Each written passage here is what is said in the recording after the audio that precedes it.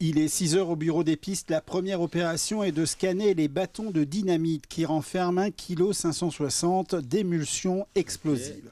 L'artificier scanne le bâton d'explosif qui est automatiquement enregistré sur une tablette sous les yeux attentifs de Frédéric Amragne, le chef des pistes. Là, on sort les explosifs, on fait la traçabilité, on prépare les charges pour les équipes et puis après, ils vont partir sur le terrain faire leur mission. C'est quoi le programme alors ce matin ?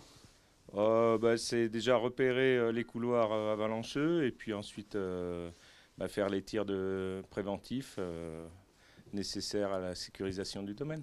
Au total, ce sont 12 charges explosives qui vont être lancées manuellement sur des secteurs bien définis du domaine skiable comprenant les stations L'Ajout du Loup et du Super d'Évoluy, soit une centaine de kilomètres de pistes. Jean-Bernard Audoux, pisteur secouriste artificier depuis 7 ans, et Philippe Meyer, pisteur artificier depuis 5 ans, prennent la direction en dameuse du poste de secours situé au milieu du domaine. Là, on va aller préparer les charges à la poste de secours du Jazz. Il y a un poste de secours en milieu de station. On va attendre que le jour se lève pour pouvoir voir nos points de tir et ensuite on va se diriger pareil en dameuse à nos différentes points de tir. Et là, on va faire 3 équipes et on va se répartir les différents secteurs où on va lancer nos charges pour déclencher les avalanches et voir si les résultats sont positifs ou non.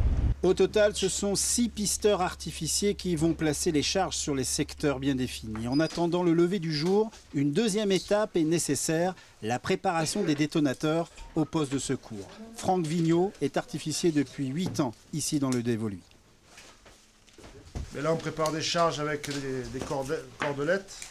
On fait 2 cabestans et on met du Chatterton en sécurité pour pas que ça se défasse. Et après, on a des cordes pour jeter en fait. On attache ça au bout de la corde et après on jette et on doit toujours avoir la corde. La charge doit être toujours accrochée à la corde en fait.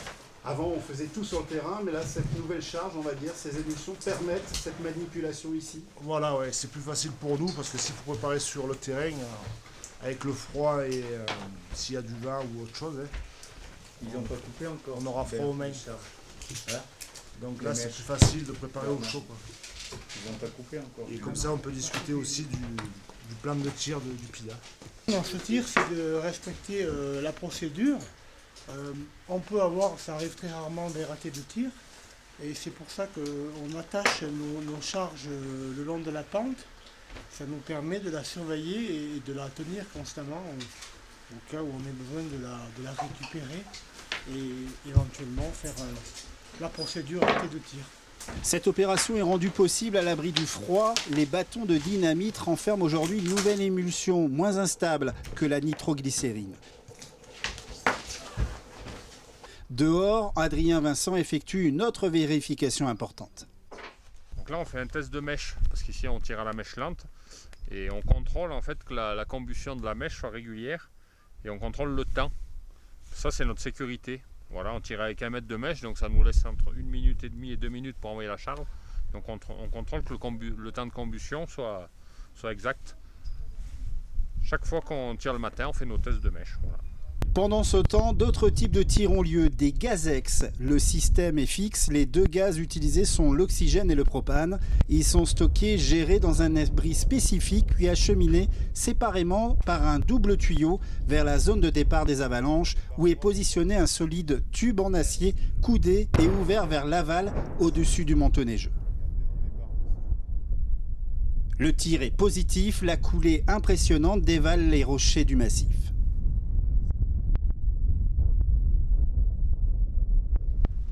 Les gazex finis, les artificiers peuvent rentrer en action et quittent le poste de secours en respectant des règles précises de sécurité, comme le précise Bernard Serre, pisteur secouriste et artificier depuis plus de 20 ans.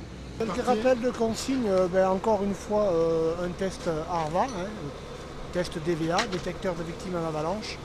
Donc tous en émission, avec au maximum 50% de charge sur l'appareil. Et le sac ABS bien tenu correctement, plus la poignée, et canal 1 sur la radio, en émission, canal 1, avec les chauffeurs et les remontées mécaniques pour la sécurité de tous. Et ensuite, dès l'ouverture, on passe sur chacun d'entre nous sur son canal principal de service. Sur zone, par binôme, les artificiers effectuent le tir que l'on appelle le tir à mèche lente. Chacun a son rôle, l'un a les détonateurs et chronomètre le temps, et l'autre a les explosifs et effectue le lancement. Jean-Bernard Audoux est prêt à effectuer cette délicate opération. Donc là en fait on est en train de préparer la charge pour pouvoir la lancer après. Donc là la charge est bien reliée donc, à moi. Donc cette procédure, tant que la charge n'est pas proche de la mèche ni du détonateur, on peut rester proche l'un de l'autre. Et au moment où il va me passer la mèche, il va falloir qu'on se sépare l'un de l'autre. Okay. Là il y a les deux, donc il va falloir vous éloigner maintenant et reculer avec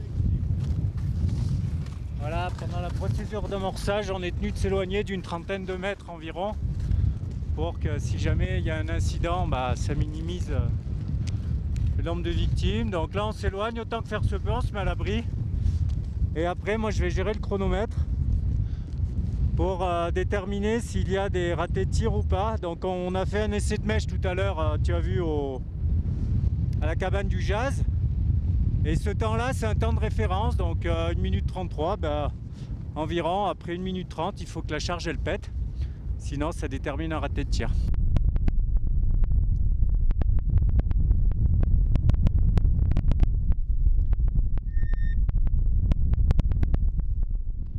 Là, tu vois, il va allumer. Je déclenche le chronomètre. Fred 301, allumé, jeté.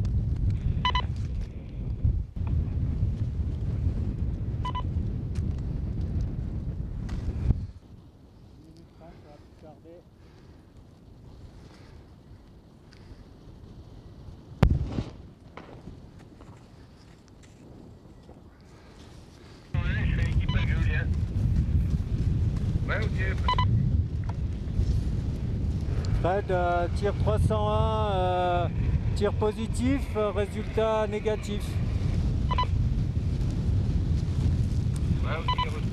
Voilà, donc tu vois, là la cartouche a bien explosé, donc il n'y a pas eu de raté de tir, on en informe la régulation. Par contre, il n'y a pas eu de déclenchement artificiel d'avalanche, donc pareil, on annonce que le résultat escompté est négatif. Il faudra recommencer. Non, là ça veut dire que le manteau neigeux apparemment est suffisamment stable puisque la charge n'a pas suffi à déclencher. Donc maintenant on va aller se diriger à l'autre point de tir et ça va être la même procédure que là. Au total, ce mercredi matin, 18 déclenchements ont eu lieu avec un résultat de 16 déclenchements positifs.